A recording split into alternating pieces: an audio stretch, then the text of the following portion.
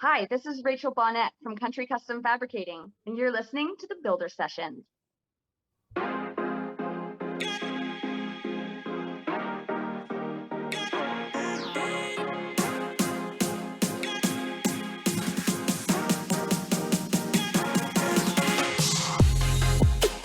Welcome to the Builder Sessions, a podcast where we chat with your favorite builders. We get to know them, their stories, and hopefully inspire you to get off the couch and build something cool.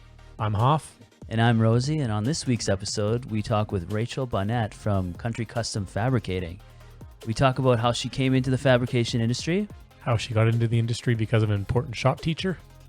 and what she has going on right now, like running a business from home and everything that goes along with that. Please enjoy our interview with Rachel.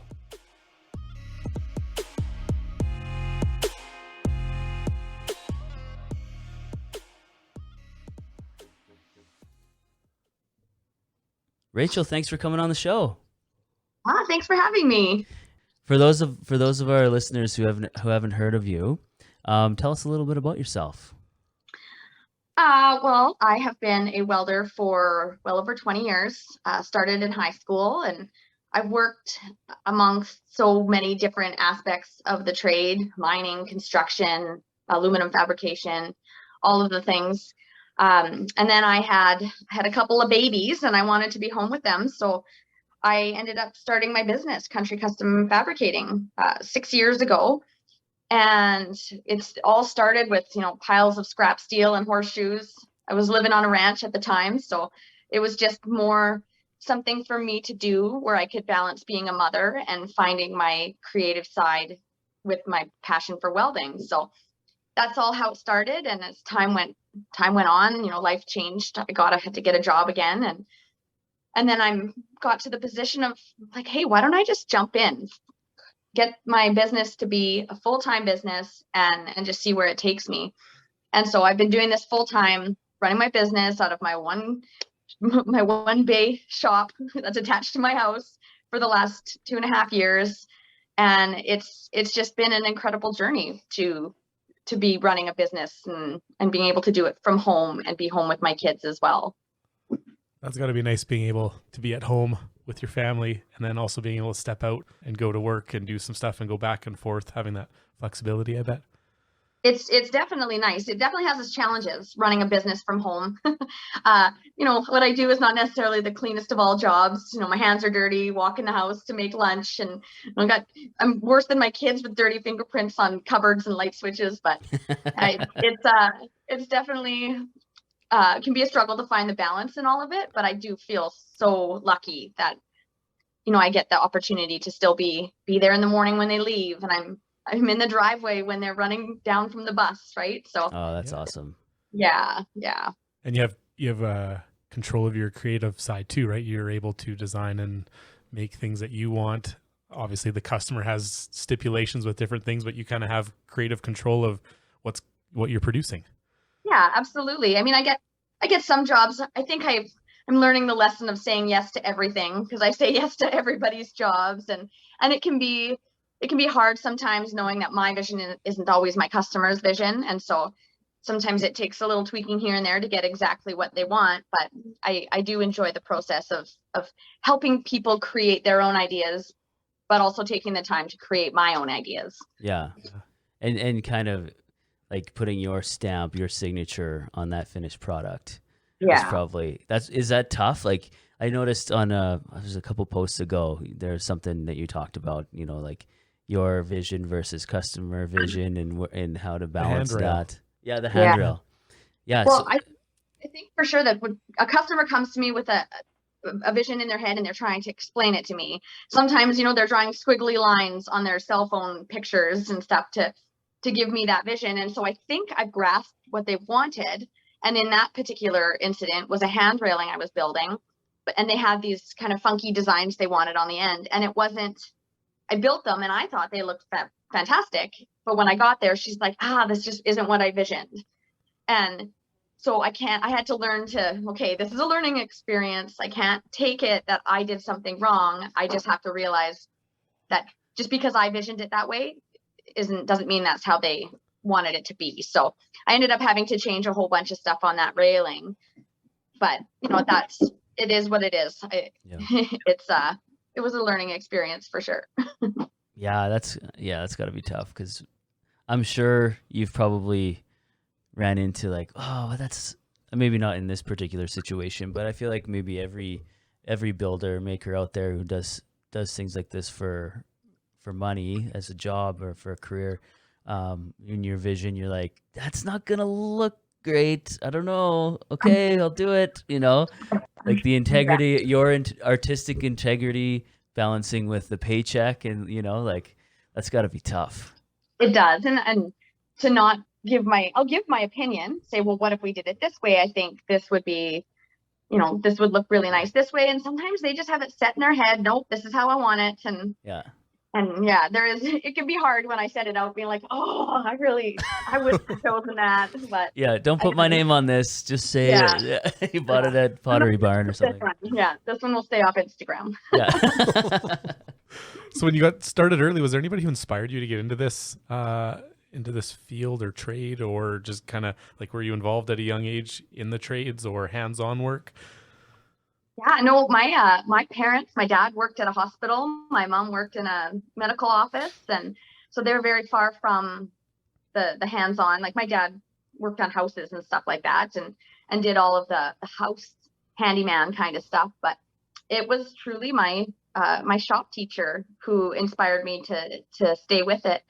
When I was grade 9, 10, I wasn't the greatest in the academics, and I wasn't doing the best in school, and I had to find something else to help me increase my grades so I would be sure to graduate. Yeah. And with that, I was just like, you know what, the counselor that I was working with, he suggested I do some trades classes, and I said, okay, I'll give it a try. And I did all of them. I did metalworking, woodworking, mechanics, auto body, like anyone that I could do, I jumped in. And I started getting straight A's in them. I found I could focus. I found I had a place to put. I'm a busy person. I like to move. I like to use my hands. And it just gave me that opportunity to realize how good I was at that, and how that was meant for me. I'm not meant to sit at a desk, and people do that, and I think that's great. But I knew that that's not something I was bound to do. And so he pushed me really hard to stay with it, and he wanted me to be a shop teacher. He said, I think that you would do so great as a shop teacher. One day I want you to take over for this school. And oh, wow. That's always in the back of my mind. But for the time being, I'm like, I still need to do, still need to make and create. And so, but yeah, it was kind of flip of a coin between welding and mechanics. And I'm glad I chose welding, because it still incorporates a lot of mechanical type stuff. And, I'm always interested in learning all the different parts of it, woodworking and all that stuff. So I think it's important to do a little bit in each of the trade before you really decide which path you're going to take. Yeah. Yeah. In my experience in teaching automotive and auto body, and now teaching welding in high schools, the ladies have the higher attention to detail. They're much better welders. They're much better painters. Like, no joke. And obviously you're aware of this. Where do you think things are in the industry as far as, do you think we're making good roads to get more females into the trades? I know we have a lot of work to do there, but what are your thoughts on that? I absolutely think that there's been a lot of progress for women in the trades. I've been a welder since high school. I learned from people just like you, so I have a high level of appreciation for the teachers of the trade in high school. And my teacher was very encouraging. I was, the one only girl going into the trades in my whole high school. So it was definitely a different field then than it is now. But even what's available for opportunities for women, whether it's, grants, whatever it is for schooling, even when it comes down to women's workwear. When I was 18, 19 years old, trying to find workwear small enough to fit me was almost impossible. And so now, even when you look at that respect, how many women's workwear companies that there are to support women in these things, I think it's really incredible. And, I never felt like it was really a struggle being a woman in the trade, 20 years ago. it was definitely had its challenges, but I think those challenges are still there. Just more the comfort level of a woman working with a man in something that's been dominated by men. And I think that just is what it is. But I know they've made it easier for respect to women in the trade now. So I think that that's just come such a long way in how the steps are taken for a woman to feel comfortable in a workplace. Yeah. That's, and I never thought about that. Yeah, you don't need to go buy like some massive Carhartt bibs and swim in them all day, right? Like I never thought about that being like a barrier too, like something as simple as that. I remember one of my first jobs that I got, I was working for a road construction company, and they ordered me the smallest size coveralls they could have, but I'm not a big person, and so I was swimming in them, and I was grinding something, and the grinder actually got caught in the big bulky coveralls, and it sliced them to shreds. Like I was lucky it didn't get me, but there's still a safety hazard in wearing things that don't fit you properly. So it's nice to see the availability of things for women now. 100%. I think, and I think the tides are changing, where before this was the case for me. Same kind of situation. My grades in high school were horrible. I was going to be a mechanic, I decided, and my grades were horrible before that. And they're like, okay, well, your grades are horrible, you should go into the trades. Mm-hmm. But I think now that like that stigma of, like trades aren't for dummies. Let's just put it out there. Like that stigma is changing, and people, which is awesome, because it shouldn't be a dumping ground. But also look at how you just applied your intelligence in a different way, and you flourished. And I think a lot of the higher ups are starting to realize that. When our kids all of our kids aren't necessarily going to university anymore, and they're smart, they still need 30 level math, and they still need some intelligence to build this stuff, right? Like it's not a dumping ground for the kids who aren't going anywhere in their life or anything anymore, right? Like it's really cool to see that you lived that and that you came out the other side, but also you lived something that a lot of people are starting to realize now. There was no label on it before. Now there's this big push for trades because they're screaming, right? But like that it's cool that experience that you had kind of broke that traditional, that mold. You know what I mean? Does that make sense? It makes total sense. I mean, there's a lot of people that can look at, mechanics, plumbers, welders, whatever, and just say like, oh, well, they weren't smart enough, so they became into trades. But that's not it at all. I think everybody BS. Everybody has their strengths in what they're doing, and like a bookkeeper may not be able to change the oil in his own truck, right? Like he's got his own. Everybody has their own talents in what they're doing, and I think that it's so important that people follow what they're passionate about. My dad wanted me to be a nurse because he thought, you'll make good money, this XYZ, you'll have all these things covered. And I just never could wrap my head around it. And I didn't always make the most money or make the best choices with my money, but I was always happy doing it. I was always happy working with my hands, doing what I loved. And, I am a big advocate for people just to do what makes them happy, what they're passionate about. I think that's so, so important, that you get lost in thinking you need to do something to make a certain amount of money or to, move you up the ladder for whatever that might be. I think having that passion to do, my dad was the same way. Find something you want to do that you enjoy. If you have to fight through the day because you're doing it for the money, you're not going to have a good career. You're not going to have fun. And there's some jobs where when you're starting out from high school, you're like, you know what, I'm just going to, I don't like it. It's, I might be getting paid lots or I might be getting paid nothing. And then you start doing something you enjoy and you're like, this does not, I'm sure for yourself being, doing your custom fab, there's some days where it's like, it doesn't feel like I'm at work because I'm enjoying this. Right? Yeah. That some days it does feel like work, but for the most part, when I do a job, sometimes I can, curse at myself. What am I doing? Why did I take this job on? But then when you see the finished product of something that you've just created, that's where what I find so gratifying is doing a project that is useful or beautiful or whatever purpose it's going to have. And in its life. That's what drives me, is the finished product. And the process, probably getting to that, there's probably lots of ups and downs and swearing sure. and cussing and all that type of stuff. So yeah. And it's all worth it. Yeah, just being mindful that that's just part of the process. Like this part of this stage, like this is the stage, it's going to be over, and I'm going to get to the next step of it, and that's going to feel better. So always being mindful, keeping that in my brain, that I'll get through this one hard spot, and then it'll feel good. That's cool.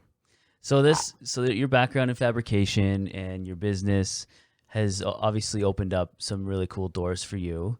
And so I don't want this to be the focus of our interview, because I think you have a ton more going on than just being a person on this show on Rust Valley, and you probably get that all the time, I'm sure. But would you mind shining a little light on how that whole thing came to be? How'd you get on the show? How'd you start working for Dubs? All that kind of all that stuff? Yeah, absolutely. It was actually a really neat process how that all played out. When I started running my business full time, I had known James from Dubs. I knew him from college. He was doing his first year when I was doing my third year. And so I knew he ran his business. So I actually had popped in there just to ask him, to pick his brain about a job. And I hadn't talked to him in years and years. And anyways, he just helped me with my business stuff. And then, a year later, he sent me a text message saying, "Hey, I got this opportunity to do this work on Rust Valley Restorers. I need help with the fabrication. I know what you do, and I think that it would be great if you could help me with it." So of course I said yes, because I thought it would be just a really cool experience. I think what James does is so different than what I do. It's similar but different, because I've never worked with cars. I did in high school doing auto body and stuff, but it never was something I had run into. So any chance I'm given the opportunity to grow in what I do, I'll definitely take it. And so, he asked me to be part of it. And within that, it's so awkward having a video camera around you while you're trying to work, and you say something funny and you're like, "Oh, I got that. It was so witty." And they're like, "Okay, we need you to say that again, but from over here." Like, "Oh, darn it." Yeah. Second time around. But I did 2 years of it, and we built some really incredible things out of that shop. And I learned a tremendous amount from James, and he's an awesome fabricator. He's so good at what he does. He's so knowledgeable. And we both have that creative mind that when we're building things together, it flows really nicely, because I'll have a suggestion or he'll have a suggestion, and we were able to build some pretty amazing things, putting those brains together. So I feel so lucky, being able to have that opportunity. And of course it helped with my business and all that. Being able to getting my business out there a little bit more was really good. But it definitely learned a lot on cars. That's cool. Yeah. I never thought about that. I just assumed, my fault there, but I just assumed that, metal's metal, but there's so many different techniques and so many different ways of looking at things, and that you probably brought a whole fresh take, a fresh perspective into his shop too. That's really cool that you complemented each other that way. Yeah, it was really, really neat. And there's tools that I had that he didn't, and tools that he has that I didn't have. And so it was neat to be able to, I've been a welder fabricator for over 20 years. So you think that, well, what else can there be? But there's always something more. Like these tools that he had for shaping and forming metal in a way that I had never done before was so cool. Yeah. And even using an English wheel, I've never needed an English wheel before, but having that, having the opportunity to use those and learn how to use them properly was just something that I'll always have now. That's awesome. Has that maybe guided you in some of your stuff? Have you started to take some of that from the skills working with James to now into your own company and learning some of those, and probably vice versa with James too? Like, do you find yourself using some of those skill sets that you learned into your business? Yeah, absolutely. It's everything that, you learn as you go, and it's like, oh, well, now I used to do this job this way, but now I can do it in half the time this way. So it's neat having those new abilities. I'm hoping to work with James again and, just do a little more part-time stuff with him, just because I do like keeping up on those kinds of skills. But I don't think I'll ever be able to let go of my business. Yeah. No. Yeah, no kidding. Too much freedom. Yeah. Yeah, fair enough. Being your own boss. Yeah. So for someone looking to get started in this area, what some advice do you have to get into this field of work of metal fab? I just think that, you got to be confident in knowing that if you don't know it today, you're going to learn it eventually. Like, I knocked myself so many times going into a job site, scared and nervous because I didn't know as much as everybody else there knew. But you're going into something, you're learning something new. You got to give yourself a break when you are wanting to succeed in something, and just have the confidence to know that you're going to give yourself that opportunity to learn it. I think is so important. Not be too hard on yourself and just take every day as it comes and slowly grow and get better. Yeah. And even finding ways to do it out whether you're going to school. Like, I went into college at 18 years old into my first year welding. I went right out of high school, right into college. And it was so intimidating because there was so many things that I didn't know beforehand that I wish I would have. And so if I could tell myself what to do back then, I would have gone to, maybe a couple different shops, found a couple people who inspired me and talked to them. Like, I've had a couple girls come into my shop and just spend the day with me. High school girls. My neighbor's a shop teacher as well. Nice. So he's sent a few girls my way to just hang out for the day and be like, okay, these are the things that I think you should know if you're wanting to get into the trade. And that can apply to any trade too. Finding someone that you feel comfortable talking to, you feel comfortable being around, and to get a little bit more information to kind of push you in the right direction. Yeah, that mentorship piece is really valuable, I think. It is, yeah.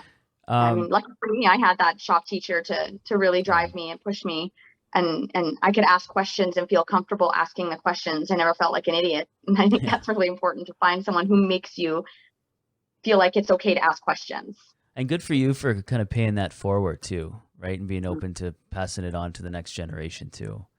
Absolutely, I love that. That's cool. So specifically in welding and fab, what are three? I was looking down at my next question. What are some skill sets that you think are important to develop as people are getting into this area? Are there any specifics, like, I wish I should have learned how to do this before this, walk before you run kind of thing? I think that there's some important steps getting into welding and fabricating. Learning how to use a torch properly. I think that's pretty important. That's something that I was happy that I at least knew to have that in my pocket, whether it's, whether you're oxyacetylene welding or just cutting, air arc, any of those kinds of things, depending on the trade that you're choosing. Like, if welding and fabricating can be so many different things, from the heavier duty form of mining and construction, or the detailed aluminum fabrication, and you got to kind of be more detailed in different areas. So I think that's a pretty vast playing field there to know what the top three things would be. But running a torch using a wire feed, I think that's your most standard piece of equipment that you could learn to use. And reading a tape measure properly. I think that's so important, to learn how to read a tape measure properly, because it blows my mind how many people can't.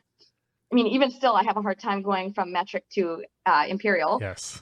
But I know that, and I know I can look at a tape measure and read it quickly and properly. But yeah, I've had a couple people work with me that it's, that's that's not 5/8. That's not what you were looking at there. I find some of the students too at school, I know they're learning fractions and math, and you get them to the application side, and it's like, how do we go over how to read it? Like, I don't know. There's some students and people in general that can pick it up no problem, and there's some that really struggle. They talk about, okay, we got 4 ticks, we got 3 and 4 ticks, and they slowly start to build, and it's kind of eye-opening. Like, I don't know how we get around that, because I hear that from other trades people too. Like, going to college or something. They got to make sure, or a job placement or work experience. Do they know how to read a tape measure? Kind of. Right? Like, it's right up there with, like, do they have their driver's license? Right? Like a basic, like. Yeah, these are the skills you need to have. And I'm in a place where I need to be hiring someone, and that'll be my first question. How well can you read a tape measure? Because like for me to have somebody that can do, cutting pickets for my hand railings, or like, all that kind of stuff, cutting and prepping things for me. I pride myself on precision when I do my work. Like it's pretty important for me. So if I have someone work for me, they have to have that same precision. Yeah, I was going to ask you that too. When you're thinking about maybe expanding and, on the horizon as far as hiring people or someone else, or expanding into a shop, or, like a bigger facility, what's on the horizon for you? Oh, I have back and forth ideas. Like I'm running out of space where I am. This I know. I'm saying no to work. I'm having to turn down jobs because I just don't have the space. Until the weather's nice, I can't. There's a lot of times I can move all my stuff outside to work on. I do a lot of work on jet boats and stuff like that, big ocean boats. So I can do that outside in the nicer weather, but I'm having more asked of me through the winter time. And I mean, even right now, I've had to say no to a few jobs because I don't have the space and I don't have the amount of hands I need. Yeah. I have hired someone to help me with my hand railing installs, and he can do some of the running around for me in order for me to be able to put my time towards the things that I'm better at. And so that's been really nice, but I do need to find a bigger space. It's hard for me to let go of working from home. I think it'll be a good thing, but I still want to be close enough to be here when my kids are here. So that's something that, whether it's me building a shop on the property, and that's, I'm part of that competition. If I'm doing a competition to win $25,000, and if I win that, then that's what the money will be used for, is building a shop on the property. Nice. Yeah, because I guess if you rent somewhere, in town or whatever, it defeats the purpose of you staying at home. The whole reason you got into things like this, right? Yeah, and I mean, at least for the time being. I mean, my two are 8 and 11, and so they're still young enough that I still want to be here with them. Of course, make their lunches and be home when they're running down the driveway. I still want to be part of all that stuff. So the idea of moving to a different space, I'm a little bit out of town, so having to drive somewhere, I don't even want to drive anywhere. So I've been, what I've been doing? I've been going around to people's houses that are close to me, and older people and older women that maybe their husbands had passed away and they have this big shop beside them, and just knocking on their doors. So what are you doing with your shop space? You're 5 doors down from me. Is there any opportunities for maybe renting it from you? And cool. So I've just been reaching at every straw that I can to see what opportunities. Maybe sometimes someone will say, oh, you know what? There's nothing in this shop, and I'll rent it to you. So that's cool. You never know. Don't know if you don't try. That's thinking outside. Yeah, all you got to do is ask. Yeah. If they say no, it's no. But if you don't ask, you don't know whether it would have been a yes or not, right? Yeah. No, I think that's an important rule to live by. Yeah. You don't know. And be comfortable. What can happen here? Be comfortable asking too, just like you were saying with your shop teacher or people coming in. I find lots of people aren't comfortable asking questions because they think maybe that's a stupid question, or I don't want to be judged on the question. You got to be comfortable asking questions because everybody starts somewhere, and we need to all build. Like that's how we learn, is from asking questions and doing and seeing and watching. So, and knowing that there's people out there that love being that for somebody. Yeah. So when I'm in a new job, and I can kind of like read the people around me and saying, okay, who's the comfortable person here that wants to help guide me? Because there's going to be somebody in every job site that's going to want to guide you and help you. And you just got to find that person in any job and be like, hey, you're going to be my mentor for this. Yeah. And I think too, being humble enough to admit that you don't know everything. I find my students, I don't know if it's like social media culture or whatever it is, they come in thinking that, not all of them, there's quite a few awesome kids out there, but they're all awesome. But there are some kids who come in thinking they know everything because they watch this YouTuber or they follow this person on Instagram, but then when it comes down to laying their first bead or whatever, and then they're like, and it's like it's all porous because they forgot to turn on the gas, or this is a stupid little. Hey, we've all done that. I still do that. Oh yeah, for sure. But that little bit. Well, you didn't ask for help, so you decided to try it on your own, and look what happened. Okay, so it's okay to ask for help, right? Yeah, absolutely. 100%. Another question here. This is one of my favorite ones. Top 3 tools for starting out. Ooh, top 3 tools for starting out. I mean, well, a grinder. Everybody has to have a grinder. That's a pretty important one. I mean, a little MIG welder. Like if you're, you can get those ones at Canadian Tire. They're super cheap, but you still can run a bead with them. You still can do the little jobs with them. Yep. So I think that's important. And a good tape measure that's the same on both sides. Because I don't like the tape measures that are imperial on one side and metric on the other side. So you want one that whatever way you're using it, get one that's the same on both sides. I agree with that. We've got some imperial metric tape measures at school, and you have to put it on the right side of the wood, doing skills competitions, and it's all in metric. And the kids are just like, I don't know how to line this tape measure up to get the right. It's like, it's so frustrating. Go through it.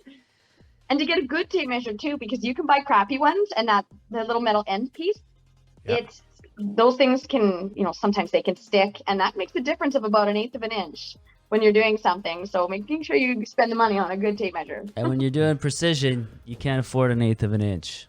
No, you cannot. Right? Well, Rachel, this has been awesome. I want to give you an opportunity to promote everything that you have going on. So your website, your DIY Hero, Instagram, what do you got going on? Awesome. Well, my Instagram is kind of my main space. I think I get to reach out to a lot of people and chat with other tradespeople, which I think is awesome. I try to respond to people as often as I can. I share my work. I reach out to the community to ask for help when I need it too. So that's the space that I enjoy being on the most. I do the TikTok thing, but I'm still not great at that. But it is a fun little space to work around. But I do have my website. It's www.countrycustomfabricating.com. And on that, I sell, a lot of the smaller items that I make out of horseshoes. I sell T-shirts and hoodies and all that kind of stuff. And, I have my sales jar for my merchandise stuff that goes toward a new TIG welder for me. So nice. I'm excited for that. And I mean, currently I'm in a competition. It's called the DIY Hero competition. And that's an opportunity to win $25,000. And they do a 2-page article on you and your business in the Makers magazine. Nice. Which is pretty cool. But yeah, that $25,000 would be pretty handy in order for me to kind of give my business a bit of a boost. Those are kind of the main things. And then of course, Rust Valley Restorers, if you haven't watched it yet, there's last season, seasons 3 and 4 I was a part of. So you can always check that out as well on the History Channel. Yeah. This has been awesome. Thank you so much for coming on the show today. Thank you so much for having me. Appreciate it. All the links for Rachel's like the social media and the website, everything will be in the description of this. Or I always mess that up. This isn't YouTube. Show notes. The show notes. Hit that like button. Smash that subscribe button. Yeah. Rachel, thank you so much. And thank you guys for listening. For all other episode show notes and social media links, check out the description below. I just get mixed up with YouTube all the time. It's all good. Thank you, everyone, for listening, and we'll see you on the next one.